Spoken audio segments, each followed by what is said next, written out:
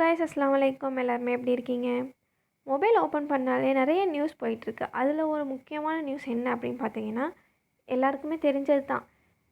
2 வாரத்துக்கு அப்புறம் மளிகை ஜாமான் எதுவுமே கிடைக்காது.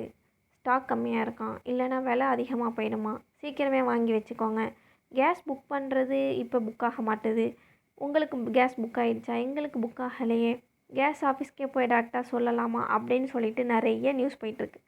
சரி, அதுக்கு முன்னாடி நம்ம கொஞ்சம் ப்ரிப்பேர் ஆகிருக்கோம் அப்படின்னு சொல்லிட்டு கொஞ்சம் திங்ஸ் வாங்கலான்னு சூப்பர் மார்க்கெட் போயிருந்தோம்.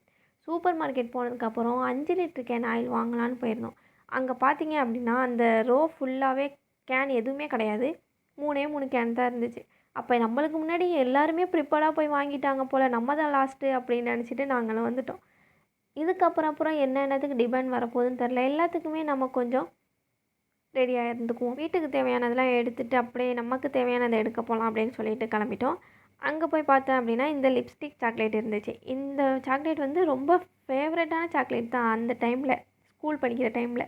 இப்போலாம் வந்து மோஸ்ட்லி எல்லா இடத்துலையும்லாம் அது கிடைக்கிறது கிடையாது.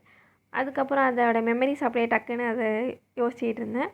அப்புறம் கொஞ்சம் ப்ரௌனிஸ் இதெல்லாமே அந்த எலைட் பிராண்டில் நல்லாயிருக்கும். அதனால் அதையும் கொஞ்சம் எடுத்துகிட்டு கொண்டுட்டு போன ட்ராலி, அங்கே எடுத்த ட்ராலியுமே கொஞ்சம் ஃபுல்லாகிடுச்சுன்னா பார்த்துக்கங்களேன். இது எல்லாமே கொஞ்சம் திங்ஸ் எல்லாமே இந்த டைம் வந்து எக்ஸ்ட்ரா வாங்குறனால கொஞ்சம் பில்லுமே ரொம்ப எக்ஸ்ட்ரா வந்துடுச்சு. சரி, எதாக இருந்தாலும் வாங்கி தானே ஆகணும், எவ்வளவா இருந்தாலும்.